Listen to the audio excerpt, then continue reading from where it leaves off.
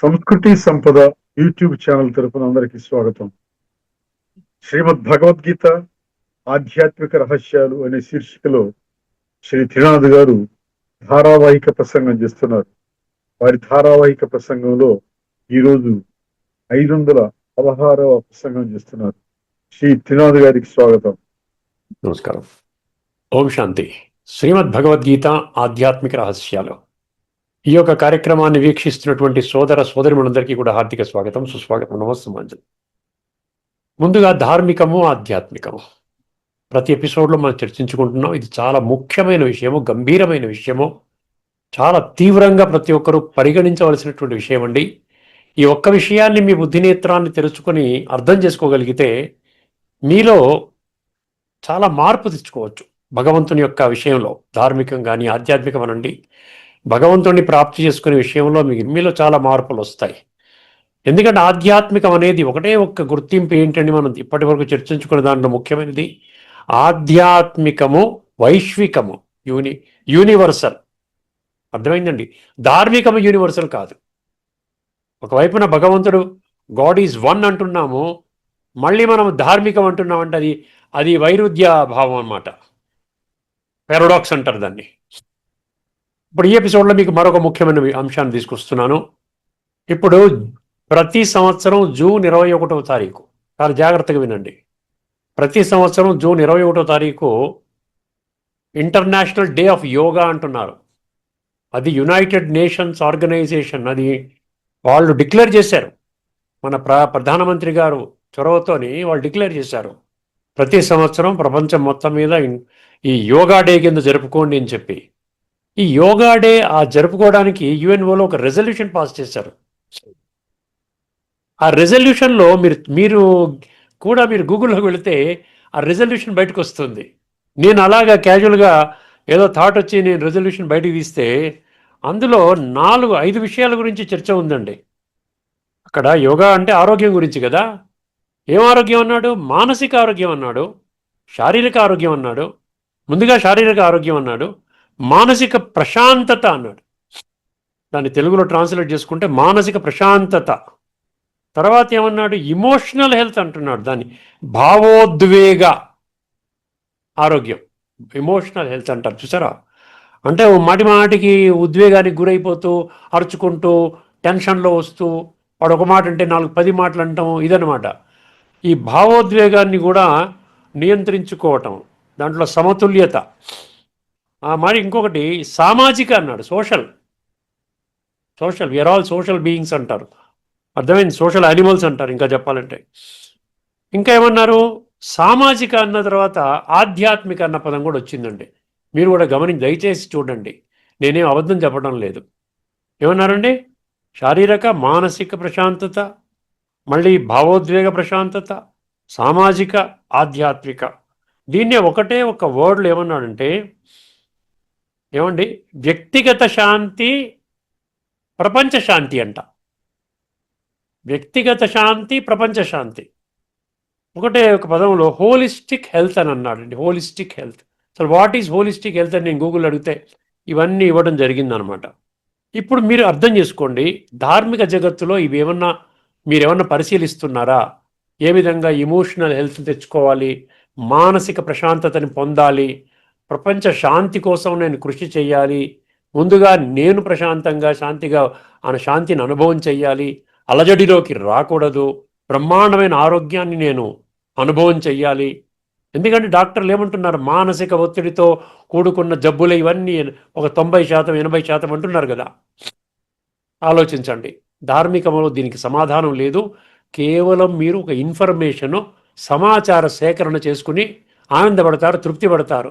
ఫలానా June 21 international yoga day అండి, ఇలాగిలా అని చెప్పి.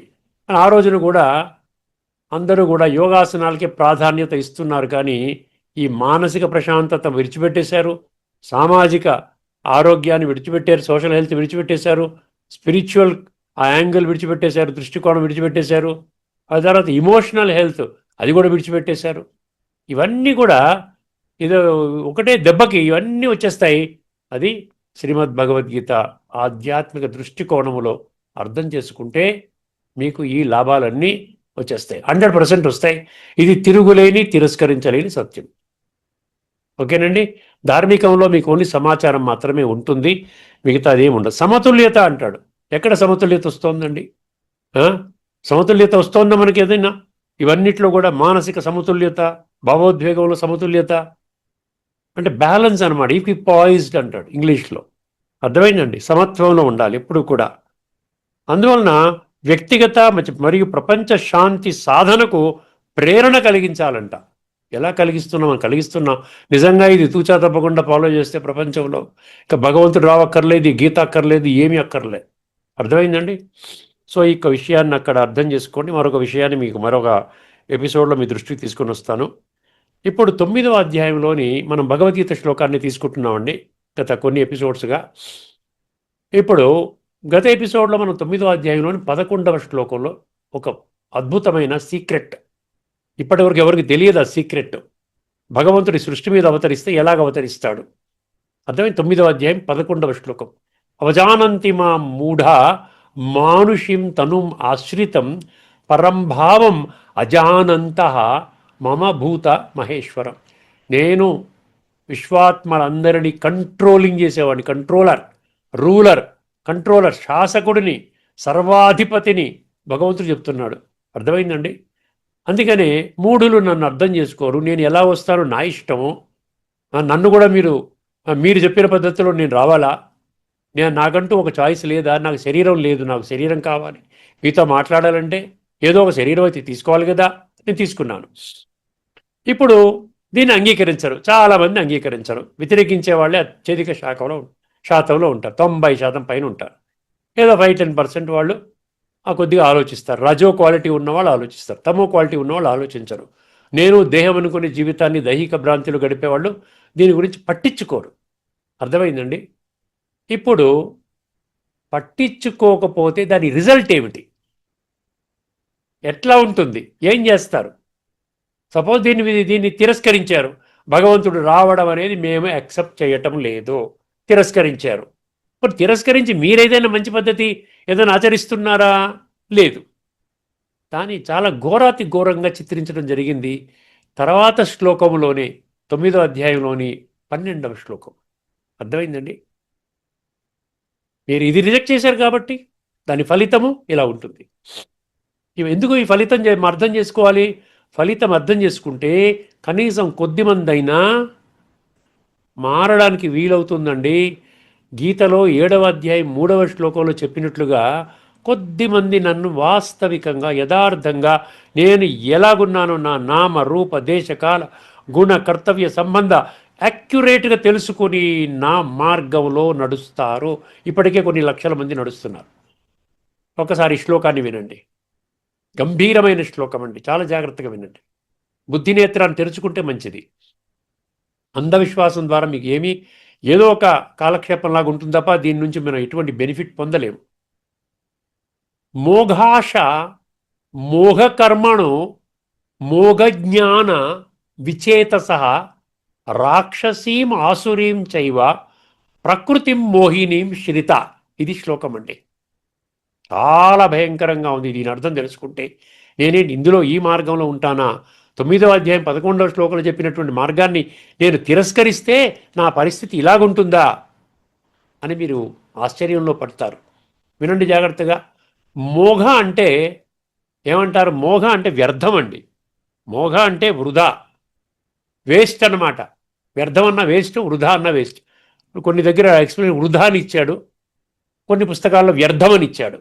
మోఘ, అమోఘ అంటే ఏంటి? విలువైనదన్నమాట. అర్థమైంది? అమోఘం అంటారు కదా, చాలా గొప్పదన్నమాట. మోఘ అంటే తీసేస్తే మోఘ. ఇప్పుడు మోఘ ఆశలు అంటాడు. అర్థమైంది? ఆశలు మోఘ, వ్యర్థం. ఎందుకు ఆశలు చెప్పండి? మోఘ ఆశ అంటే ఏమిటి? ఆశలు అంటే కోరికలు. ఎందుకు మోఘ అన్నాడు? ఎందుకు మోఘ అన్నాడు అంటే ఒకటే ఒక్క విషయం అండి. ఈ యొక్క ఆశని పూర్తి చేసుకునేటువంటి మీ ప్రక్రియలో మీరు సమయాన్ని, ధనాన్ని, శక్తుల్ని ఖర్చు పెడతారు. ఈ యొక్క సమస్తము ఖర్చు పెట్టినప్పుడు, సమయము, ధనము, శక్తుల్ని ఖర్చు పెట్టినప్పుడు అదేమైనా ఆత్మశుద్ధి కోసం దారితీస్తుందా? ఆలోచించుకోండి. ఆత్మశుద్ధి జరగటం లేదు. ఎందుకంటే ఇది భౌతిక కోరికలు. ఇంద్రియ సుఖ సాధనాలను సమకూర్చుకోవడానికి మీరు ఈ విధంగా ఇటువంటి కోరికలు మీకు కలుగుతున్నాయి. ధనము సమకూర్చుకోవడానికి, పెద్ద బంగళా కట్టుకోవడానికి, ఇల్లు వాకలి సమకూర్చుకోవడానికి, పిల్లల్ని పెంచుకోవడానికి, వాళ్ళకి పెద్ద చదువులు చదివించడానికి, ఈ విధంగా కారు కొనుక్కోవడానికి, లేకుండా ఉంటే మంచి విధంగా మంచి జాబు, ఉన్నతంగా ఒక ఫ్యాక్టరీ, ఒక బిజినెస్, ఇవన్నీ దీంట్లో ఈ కోరికలు అన్నమాట. అంటే ఒక్క జన్మకి మాత్రమే పరిమితము కాబడేటువంటి కోరికలు. అర్థమైందండి? ఎన్ని కోరికలైనా తీర్చుకోండి. మీరు ఒక 1000 కోట్లు సంపాదించుకోండి. భగవంతుడు ఏమంటున్నాడు? ఒకే ఒక్క జన్మ, మీ ఆఖరి శ్వాస, అది కూడా ఎప్పుడు వెళ్ళిపోతుందో తెలియదు. ఆ క్షణంలో మీకు దాని మీద కంట్రోల్ పోతుంది. అందుకనే మోఘ అనేసాడు భగవంతుడు. భగవంతుడు మనకు చెప్పేస్తున్నాడు సీక్రెట్. నాయన, దాని మీద ఎక్కువ శక్తులు, ధనము, నీ యొక్క కోరికలు భౌతికం మీద పెట్టుకోకు. సమయము, శక్తులు అన్ని పెట్టుకొని జీవితం అదే అనుకుని జీవిస్తున్నావు, అది కరెక్ట్ పద్ధతి కాదు అంటున్నాడు భగవంతుడు. మోఘాశ అర్థమైంది కదండి? మోఘాశ, మోఘ కర్మణు. రెండవది కర్మలు. ఇప్పుడు ఆశలు ఉండే కదా కర్మలు పుడతాయి. ఆ ఆశలన్నీ తీర్చుకోవడానికి మనం కర్మలు చెయ్యాలి. ఉద్యోగమో, వ్యాపారమో, వ్యవహారమో, లేకపోతే అవతల వాడిని మోసం చేయటమో, తప్పుడు పనులు కూడా అన్ని కర్మలే కదా. అన్ని వికర్మలు అంటున్నాం కదా, సుకర్మలు, వికర్మలు. అర్థమైందండి? ఈ విధంగా కర్మలు కూడా, అది కూడా వ్యర్థమే. ఏ కర్మ అయితే, గుర్తుపెట్టుకోండి బుద్ధినేత్రాన్ని తెలుసుకుని, ఏ కర్మ అయితే భగవంతుడి ధర్మ సంస్థాపన కర్తవ్యాన్ని సమర్థించదో ఆ కర్మ వేస్ట్. ఆ కర్మ వికర్మ కిందనే దాన్ని పరిగణించాలి. అందుకనే భగవంతుడు ఏమన్నాడు? మోఘ, మోఘ కర్మ అన్నాడు. అర్థమైందండి? ఎందుకంటే ఇప్పుడు కలియుగం యొక్క అంతిమ సమయంలో భగవంతుడు మనకు పిలిపిస్తున్నాడు. ఇప్పుడు లేకున్న మరెప్పుడూ లేదు. ఆలసించిన ఆశాభంగము. తర్వాత మీరు పశ్చాత్తాపడతారు. నేను విశ్వాత్మలందరికీ చెప్తున్నాను. 850 కోట్ల మందికి ఈ సందేశము. అర్థమైందండి? కొద్దిమంది మాత్రమే దీనిని ఆచరించే విధానం ఉన్నది. కాబట్టి మీరు ఆ కొద్ది మందిలోకి రండి. మీ కర్తవ్యం అనేది ఎట్లా ఉండాలంటే అందరినీ కూడా సుఖపెట్టే విధంగా ఉండాలి. సర్వే జనాః సుఖినో భవంతు, లోకా సమస్తా సుఖినో భవంతు, విశ్వమానవ సోదర భావము, సౌభ్రాతృత్వము, యూనివర్సల్ బ్రదర్హుడ్, వసుదైవ కుటుంబకము, one god, one world family, ఈ విధంగా ఉండాలి. అప్పుడు నా ధర్మ సంస్థాపన కర్తవ్యాన్ని సమర్థించే విధంగా మీ కర్మలు ఉంటాయి. ఆ విధంగా చేసుకోవాలి. ఆ విధంగా లేనటువంటి ఎటువంటి కర్మ అయినా కూడా దాన్ని భగవంతుడు ఏమి సర్టిఫికేట్ ఇచ్చారండి? మోఘ కర్మ అన్నాడు. మోఘ కర్మ అంటే వ్యర్థ కర్మ అన్నాడు. పనికిరాని కర్మలు అన్నాడు. అర్థమైందండి? ఏమన్నాడండి? పనికిరాని కర్మలు అన్నాడు. వృధా అన్నాడు. వృధా అంటే వేస్ట్. తర్వాత మూడవది మోఘజ్ఞాన. మోఘజ్ఞాన అంటే ఏంటి?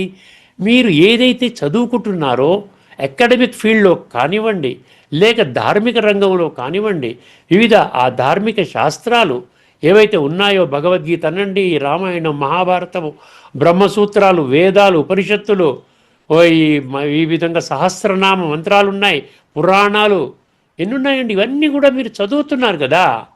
అదంతా కూడా ఎప్పుడైతే మీరు ఆ చదివిన యొక్క జ్ఞానం యొక్క సారాన్ని అర్థం చేసుకుని మీ జీవితంలో ఎప్పుడైతే దానిని అప్లై చెయ్యరో, దానిని మీ జీవితంలోకి తీసుకొని రారో, దాన్ని మీరు వాడుకోరో, అది వ్యర్థమంటున్నాడు. మోఘాశ మోఘకర్మణో మోఘజ్ఞాన. ఎందుకన్నాడు మోఘజ్ఞాన? నేనేమనడం లేదు కదా. 9వ అధ్యాయం 12వ శ్లోకం మీరు చూసుకోండి. మోఘాశ మోఘకర్మణో మోఘజ్ఞాన విచేతసః అన్నాడు. విచేతసః అంటే ఏంటండి? విచేతసః అంటే ఏమిటి? దైహిక భ్రాంతిలో పడిపోయి మీ బుద్ధిని వాడకుండా, మీ మనస్సుని వాడకుండా, కేవలం నేను దేహము అనేటువంటి ఆ యొక్క విధానములోని జీవితం గడుపుతున్నారు కదా. సో మీ చేతస్సు అంటే మనసు చాలా వికృతంగా ఉన్నదన్నమాట. మీరు చెప్పిన మాట వినడం లేదు. నా ఒంట్లో బాగోలేదంటే నా మనసు బాగోలేదంటారు. మనసు కూడా మీదే, కానీ మీ మాట వినడంలే. మనసుకి అధీనమైపోయారు మీరు. ఇవన్నీ చేసుకుంటున్నారు. అందుకనే మోఘ మోఘ మోఘ అన్నాడు. మోఘజ్ఞాన ఏమన్నాడండి? మోఘాశ మోఘకర్మణు మోగజ్ఞాన విచేతస రాక్షసీం ఆసురీం చైవా అన్నాడు. ఇక్కడ రాక్షసి అన్నాడు, ఆసురి అన్నాడండి. ఎంత భయంకరంగా ఉంది చూసారా. రాక్షసీం ఆసురీం చైవ, తర్వాత ఏమన్నాడండి, మోహినీం ప్రకృతిం మోహినీం శ్రితా, ప్రకృతి మీద మోహితులైపోయారు, ఆశ్రితులైపోయారు, ప్రకృతి మీద బలిహారమైపోయారు. ఈ యొక్క జీవితం 100% ఈ దేహాన్ని సుఖపెట్టడానికే, ఆత్మజ్ఞానం అవసరం లేదు నాకు, అర్థమైందండి. దానికోసము రాక్షస అన్నాడు, ఆసురి అన్నాడు. ఈ రెండింటికి తేడా ఏంటి చెప్పండి. ఆసురి గుణాలంటే ఏమిటి? దంభోదర్ప అభిమానశ్చ క్రోధ పారుష్యమేవచ అజ్ఞానం చ అభిజాతస్య పార్థ సంపదం ఆసురీం అన్నాడు. 16వ అధ్యాయంలో 4వ శ్లోకం చూసుకోండి, అక్కడ అర్థమైంది. దంభో దర్ప అభిమానం. దంభం అంటే షో, ఏదైతే మీరు చేస్తున్నారో అందరి గౌరవం పొందడం కోసం చేస్తున్నారు, మీ ఆత్మశుద్ధి కోసం చేయటం లేదు. దర్పము అంటే ఏంటి? గర్వము, నేను చేస్తున్నానన్న పొగరు, నేను చాలా గొప్పవాడినన్న అభిమానము, అహంకారము. దంభో దర్ప అభిమానశ్చ క్రోధ పరుషవాక్యాలు పలుకుతున్నారు, నోటి నుండి చెత్త మాటలు వస్తున్నాయి, అవతల వాడిని తిడుతున్నారు, అనరాని మాటలు అంటున్నారు. దంభోదర్ప అభిమానశ్చ క్రోధ పారుష్యమేవచ అజ్ఞానం అన్నాడు. అజ్ఞానం అంటే నేను దేహం అనేటువంటి భ్రాంతిలో, భ్రమలో, డెల్యూషన్లో పడిపోయి మీరు ఆ విధంగా చేస్తున్నారు అంటున్నాడు. అజ్ఞానం చాభిజాతస్య పార్థ సంపద ఆసురీం అన్నాడు. చూసారా. ఇప్పుడు ఆసుర స్వభావాలు అంటే ఇవన్నీ అహంకారం, కామ, క్రోధ, లోభము, అహంకారం అనుకోండి. మళ్ళీ రాక్షసి ఎందుకన్నాడండి? ఇక్కడ రాక్షసి అంటే అంత హయ్యెస్ట్ లెవెల్కి వెళ్ళిపోయాడు అనమాట. రాక్షసి అంటే ఇప్పుడు వర్తమానంలో మనం చూస్తున్నాం సార్, మర్డర్లు చేస్తున్నారు, మందులు కల్తీలు చేసి చంపేస్తున్నారు, లేక కిడ్నాపులు చేస్తున్నారు, లేకుండా ఇంకేం చేస్తున్నారు, మోసం చేస్తున్నారు, అవతల వాడిని బాధ పెడుతున్నారు, హింసిస్తున్నారు, ఫిజికల్గా హింసిస్తున్నారు. ఇవన్నీ రాక్షసి అనమాట.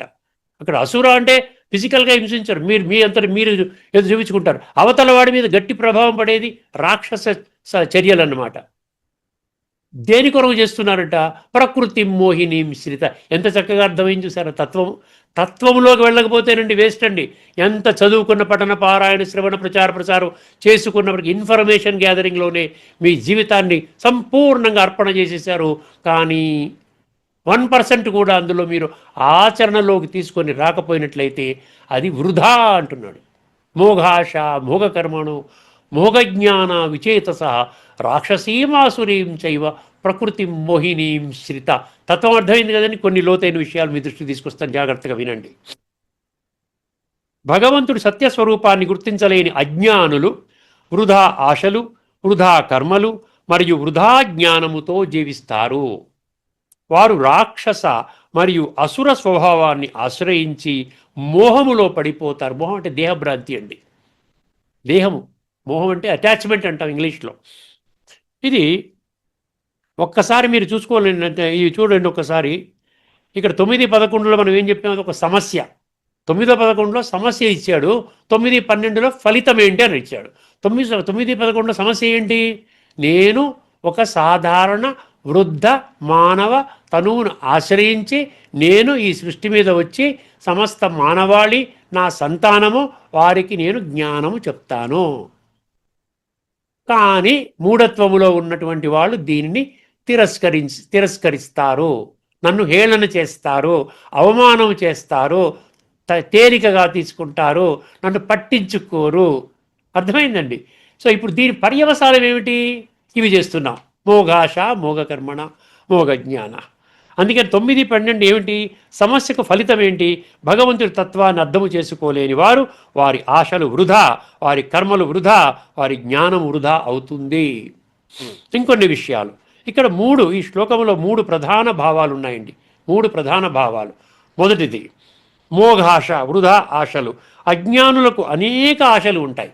అజ్ఞానంలో ఉన్న ఏముంటుందండి? 24 గంటలు భౌతికంగానే ఆలోచిస్తాం. ధనం సంపాదించుకోవాలా, కాంట్రాక్ట్ పోయింది, వాడి పట్టుకోండి, వీడిని రాండి, అది చేయండి, ఇది చేయండి. అర్థమే ధనము, భోగభాగ్యాలు, అధికారము, పేరు, ప్రతిష్ట, ఎప్పుడు కూడా గౌరవం కోరుకుంటూ ఉంటారు. అర్థమైంది. కానీ ఇవన్నీ శాశ్వతము కాదు, ఒక్క జన్మకి మాత్రమే పరిమితము. ఇవన్నీ కూడా సంస్కార పరివర్తన చేయడానికి ఎటువంటి అవకాశం లేదు. కాబట్టి వాటిని పొందడానికి పెట్టే ఆశలు వృధా అవుతాయి. అది మొదటిది. రెండవది మోఘ కర్మణ అని వృధా కర్మలు. వృధా కర్మలు అంటే ఏమిటి? ఆధ్యాత్మిక జ్ఞానము లేకుండా చేసే స్వార్థముతో కూడిన కర్మలు. స్వార్థం అంటే ఎప్పుడు నేనే బాగుండాలి, నేను నా కుటుంబం కొరకు, మిగతా వాళ్ళు ఏమైపోయినా పర్వాలేదు, నాకు ఏమీ అక్కర్లేదు. అర్థమైందండి. మళ్ళీ భలే సర్వే జన సుఖినో భవంతు, లోకా సమస్త సుఖినో భవంతు దేవాలయంలో అంటే అంటాం, కానీ దాన్ని ఏమి, అది కేవలంగా ఏదో రొట్టితో అంటున్నాం అంతేగాని అది మనకేమి ఇష్టంతో అనట్లేదు. ఆధ్యాత్మిక జ్ఞానం లేకుండా చేసే స్వార్థముతో కూడిన కర్మలు, భగవంతుడి ధర్మ సంస్థాపన కర్తవ్యానికి విరుద్ధంగా చేసే కర్మలు, ఇవి ఆత్మని శుద్ధి చేయవు. అందువలన అవి మోఘ కర్మలు. మూడవది మోఘ జ్ఞాన, వృధా జ్ఞానము, శాస్త్ర జ్ఞానము, తర్క జ్ఞానము, పాండిత్యం అన్నారు ఇక్కడ.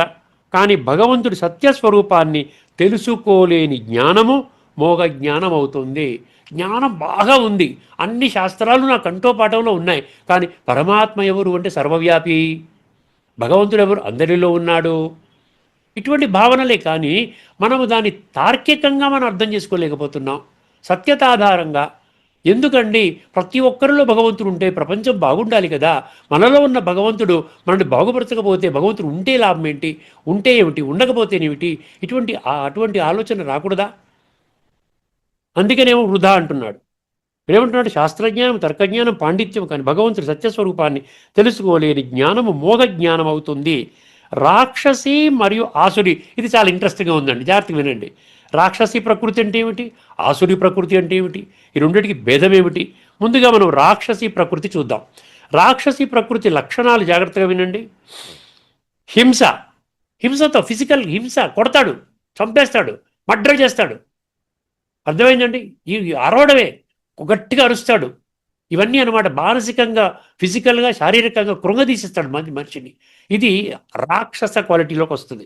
హింస, క్రూరత్వము, అహంకారము, స్వార్థము, ఇవన్నీ కూడా ఆసురీ ప్రకృతి లక్షణాలు. భగవంతుడిని నిరాకరిస్తాడు.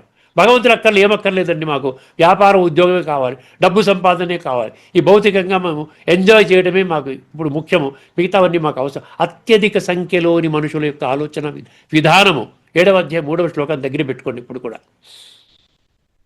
భగవంతుణ్ణి నిరాకరించడం, అహంకారము, భోగాసక్తి, ధర్మానికి విరుద్ధ జీవితము, ఇవి రెండు మనసును మోహములో పడేస్తాయి.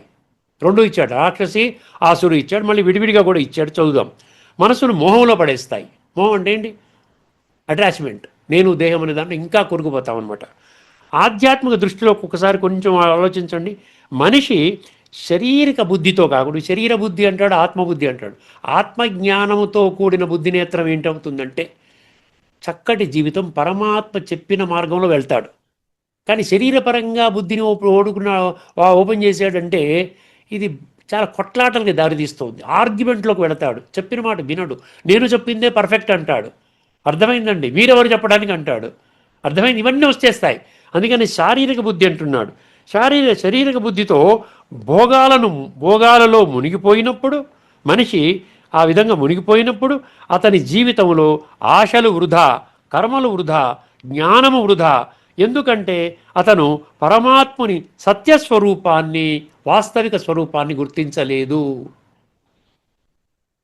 పరమాత్మ జ్ఞానము వచ్చినప్పుడు మాత్రమే జీవితము మారుతుంది, కర్మ పవిత్రమవుతుంది, ఆశలు శాంతమవుతాయి పరమాత్మ జ్ఞానముతోనే. తర్వాత ఇంకొన్ని విషయాలు తీసుకొస్తున్నా మీ దృష్టికి, చాలా జాగ్రత్తగా వినండి. దీన్ని బలపరిచే కొన్ని గీతా శ్లోకాల ముందు, తర్వాత ఉపనిషత్తు శ్లోకాలు కూడా, ఉపనిషత్తు మంత్రాలు కూడా కొన్ని నేను రాసుకున్నాను. అవి రెండు వింటే మన కార్యక్రమం పూర్తవుతుంది. 16వ అధ్యాయంలోని 7వ శ్లోకం, 16:7. ఇది దైవాసుర సంపద విభాగ యోగము. ప్రవృత్తించ నివృత్తించ జనాన విదురాసుర అక్కడ చెప్తాడు. అర్థమైంది? ఏం మీనింగ్ ఏంటి? అసుర స్వభావం ఉన్నవారు ధర్మము ఏమిటో అధర్మము ఏమిటో తెలియదు. అంటే ధర్మాధర్మ విచక్షణ ఉండదు. అర్థమైందండి? ప్రవృత్తించ నివృత్తించ జనాన విదురాసుర. అది 16:9. మనం సంక్షిప్తంగా, ఎందుకంటే ఈ శ్లోకాలన్నీ ఇప్పటికే చర్చించుకున్నాం, డీటెయిల్డ్గా చర్చించుకున్నాం. ఇక్కడ సందర్భం వచ్చింది కాబట్టి ఇది మళ్ళా సంక్షిప్తంగా నేను డీల్ చేస్తున్నాను. ఏతాం దృష్టిమవష్టభ్య నష్టాత్మనో అల్పబుద్ధయ ప్రభవంత్యుగ్రకర్మాణ క్షయాయ జగతో అహిత అంటాడు. జగత్తు యొక్క హితము కోరుకోరంట. వీళ్ళు విధ్వంసకరమైనటువంటి కార్యక్రమాలు చేస్తారు. 16:9 చెప్తాడు. అర్థమైంది? నష్టాత్మన, ఆత్మజ్ఞానము లేదు, అల్పబుద్ధి అంటాడు. ఇక్కడ ఏమిచ్చాడు? భగవంతుడు అసత్యము, నిరాధారము, అనీశ్వరం అన్న పదం వస్తుంది అందులో. ఈ తప్పుడు దృష్టిని ఆశ్రయించిన వారు నష్టాత్మలు అవుతారు, ఉగ్రకర్మలకు కారణమవుతారు. తర్వాత 7:15 రాసుకోండి. 7:15లో నమాం దుష్కృతినో మూఢా ప్రపద్యంతే నరాధమ మాయ అపహృత జ్ఞాన ఆసురిం భావం ఆశ్రిత. అక్కడ కూడా 4 రకాల చెడ్డవాళ్ళలో అసురులు వచ్చారు. అక్కడ కూడా అర్థమైందండి, వీళ్ళు భగవంతుని పొందలేరు అని భగవంతుడే చాలా స్పష్టంగా చెప్పడం జరిగింది. అర్థమైందండి.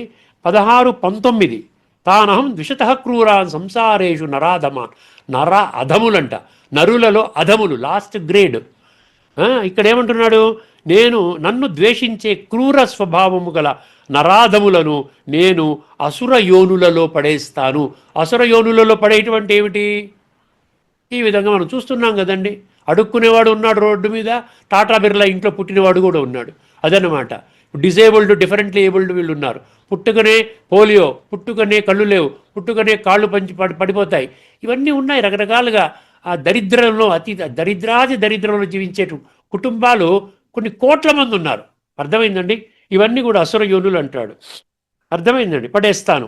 16:20 ఆసురిం యోనిమాపన్న మూఢా జన్మని జన్మని మామ ప్రాప్యైవ కౌంతేయ తతోయాతి అధమాం గతిం అంటాడు. చాలా శ్లోకాల్లో పరాం గతిం అంటాడు. ఇక్కడ ఈ శ్లోకంలో అధమగతి అంటాడు. చూసారా? అందుకని ఏమంటాడు ఇక్కడ? అసుర యోనిలో పుట్టే మూఢులు జన్మ జన్మలకు నన్ను పొందక చివరకు అధమ స్థితికి వెళతారు. ఇప్పుడు మనము రాక్షసీం ఆసురీం చైవ ప్రకృతిం మోహినీం శ్రిత అనే భావాన్ని గమనిద్దాం. ఇక్కడ ఉపనిషత్తులలో కూడా పలు మంత్రాలు బలపరుస్తాయి. అవి ముఖ్యంగా అజ్ఞానము, అవిద్య, అహంకారం వల్ల ఆత్మతత్వాన్ని గ్రహించలేకపోవడం గురించి చెబుతాయి. కొన్ని ముఖ్యమైన మంత్రాలు చాలా జాగ్రత్తగా ఉంటే సమయాన్ని దృష్టిలో పెట్టుకుని ఫాస్ట్గా నేను చదువుకుంటూ వెళ్ళిపోతాను. నోట్ చేసుకునే వాళ్ళు నోట్ చేసుకోండి. ఈశావాస్య ఉపనిషత్తు మంత్రము 9. అంధం తమః ప్రవిశంతి ఏ అవిద్యాముపాసతే అవిద్యలో నిమగ్నమైన వారు అంధకారములో పడతారు. అవిద్య అంటే ఆత్మజ్ఞానం లేని వాళ్ళు అంధకారములో పడతారు. శ్వేతాశ్వతర ఉపనిషత్తు 3:19 అపాణిపాదో జవనో గ్రహీత. ఆ పరమ పురుషుడు ఇంద్రియాలకు అతీతుడు. ఆయనను సాధారణ బుద్ధితో గ్రహించడము కష్టము. కఠోపనిషత్తు 1:2:23, ముండకోపనిషత్తు 3:2:3. ఈ 2 మంత్రాలు ఒకటే మంత్రం అండి. 2 ఉపనిషత్తుల్లో ఒకటే మంత్రం. కఠోపనిషత్తు 1:2:23, ముండకోపనిషత్తు 3:2:3. నాయమాత్మ ప్రవచనేన లభ్యో న మేధయా న బహునా శ్రుతేన. ఇక్కడ ఏమంటున్నాడు? ఈ పరమాత్మను కేవలము బుద్ధి, ఉపన్యాసము లేదా శాస్త్రజ్ఞానం వల్ల పొందలేము. ఆయన కృప పొందిన వారికే ఆయన తన స్వరూపాన్ని వెల్లడిస్తాడు. అంటే మనలో ఒక తీక్షణమైన బుద్ధి ఉండాలండి. పరమాత్మని పొందాలని ఒక తపన ఉండాలి. 7వ అధ్యాయం 3వ శ్లోకంలో వేల కొలదీనులో ఒక్కడు ప్రయత్నం చేస్తాడు. అట్లా ప్రయత్నం చేసిన వాళ్ళలో ఒక్కడు తెలుసుకుంటాడు. అంటే మన ప్రయత్నం ఆ విధంగా ఉండాలి. క్యాజువల్గా ఉంటే దొరకరు. ఆయన కృప అటువంటి వాళ్ళ మీదనే ఉంటుంది. కఠోపనిషత్తు 1:2:5 అవిద్యాయామంతరే వర్తమానా స్వయం ధీరా పండితం మన్యమానా.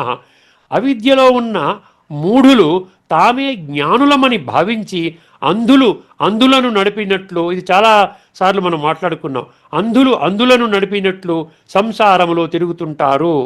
ముండకోపనిషత్తు 1:2:8 పరీక్ష లోకాన్ కర్మచితాన్ బ్రాహ్మణో నిర్వేదమయాత్.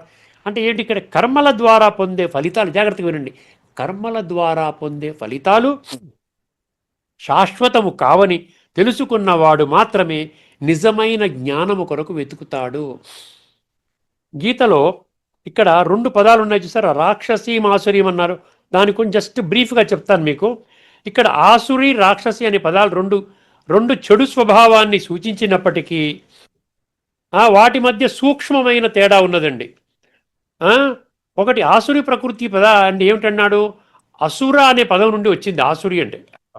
ఇది ప్రధానంగా అహంకారము, ద్వేషము, ధర్మ విరోధము వంటి అంతర్గత ప్రవృత్తులను సూచిస్తోంది. లక్షణాలు ఏంటంటే ఇది ఇతర చోట్ల చెప్పినట్లు అహంకారము, దర్పము, కామం ఇవి చెప్పేశానండి. 16 కూడా చెప్పాను. ఇప్పుడు మీకు ఆసురి ప్రకృతి అంటే ఏమన్నాడు? ఇన్నర్ డెమోనిక్ మెంటాలిటీ అన్నాడు. రెండవది రాక్షసి ప్రవృత్తి చెప్పి ముగిస్తానండి. రాక్షసి ప్రవృత్తి ఏం చెప్తున్నాడు? రాక్షస అనే పదం నుండి వచ్చింది. ఇది ప్రధానముగా క్రూరత్వము, హింస, స్వార్థపూరిత శక్తి వినియోగము, ఇతరులను బాధించటము, నష్టము కలిగించటము వంటి బాహ్య ప్రవర్తనను సూచిస్తుంది. ఇది మామూలుగా మన శాస్త్రాల్లో హిరణ్యకశిపుడు, బకాసురుడు, రావణాసురుడు ఇట్లా చూపించారు. అంటే మనలో కూడా ప్రపంచంలో సమాజంలో కూడా ఇట్లా బాధ పెట్టేవాళ్ళు కొన్ని కోట్ల మంది ఉన్నారు. అర్థమైందండి. వీరంతా కూడా రాక్షస స్వభావానికి ఉదాహరణము. రాక్షసి ప్రకృతి అంటే క్రూరమైన బాహ్య ప్రవర్తన, వైలెంట్ డిస్ట్రక్టివ్ నేచర్ అన్నాడు ఇంగ్లీష్లో. అందుకని ఆఖరిగా ఒక వాక్యం చదివి ముగిస్తానండి, సమయాన్ని దృష్టిలో పెట్టుకొని. ఆసురి స్వభావము ఎలా మోహానికి తీసుకొని వెళుతోంది? ఆసురి స్వభావానికి మూలం అహంకారము, దేహాభిమానం. అహంకారం అంటే దేహాభిమానం. అహంకారం వలన మనిషి ఇలా అనుకుంటాడు: నేనే శక్తివంతుడిని, నేనే కర్తను, భగవంతుడు అవసరము లేదు. ఇది జ్ఞానాన్ని వికృతం చేస్తోంది. అందుకే గీతలో మోగ జ్ఞాన విచేత సహా అని అన్నాడు. అంటే వారి జ్ఞానము ఉన్నట్లే కనిపిస్తుంది, కానీ సత్యాన్ని గ్రహించలేరు. ఫలితము సత్యాన్ని అసత్యంగా భావించటము, అసత్యాన్ని సత్యంగా భావించటము. ఇదే మోహము అన్నాడు. ఇప్పుడు ఆఖరిగా 9-12లో భగవద్గీతలో ఉన్నటువంటి భాష్యకాలు రాసుకున్నటువంటి భాష్యాన్ని చదువుకొని మనం 10 క్షణాల్లో మనము ముగిస్తున్నామండి. 9-12 అంటే తత్వానికి మామూలుగా భాష్యానికి ఉన్న తేడాన్ని కూడా మీరు అర్థం చేసుకుంటారనే ఒక ఆశ అన్నమాట. ఇప్పుడు వినండి. వ్యర్థములైన ఆశలచే, కర్మలచే, వ్యర్థములైన ఆశలచే, వ్యర్థములైన కర్మలచే, వ్యర్థములైన విపరీత జ్ఞానముచే విక్షిప్తములైన మనస్సులు గల అజ్ఞానులు రాక్షసి, ఆసురి, మోహిని స్వభావములను ఆశ్రయింతురు. ఇక్కడతో మనం ఈ చర్చని ముగించుకుందామండి. తదుపరి ఎపిసోడ్లో ఇక్కడ రాక్షసి, ఆసురి అన్నాడు చూసారా? ఇది కాకుండా దీనికి భిన్నంగా 7వ అధ్యాయం 3వ శ్లోకంలో కొద్దిమంది మాత్రమే భగవంతుని కోరుకుంటారు చూసారా? అది దైవీ ప్రకృతి అన్నాడు. వారి లక్షణాలని మనం క్షుణ్ణంగా తదుపరి ఎపిసోడ్లో చర్చించుకోబోతున్నామండి. అంతవరకు సెలవు. అందరికీ నమస్కారము. లోకా సమస్త సుఖినో భవంతు. ఓం శాంతి. శ్రీమద్ భగవద్గీత ఆధ్యాత్మిక రహస్యాలు అనే శీర్షికలో శ్రీ త్రినాథ్ గారు ధారావాహిక ప్రసంగం చేశారు. వారికి ధన్యవాదాలు. నమస్కారం అండి.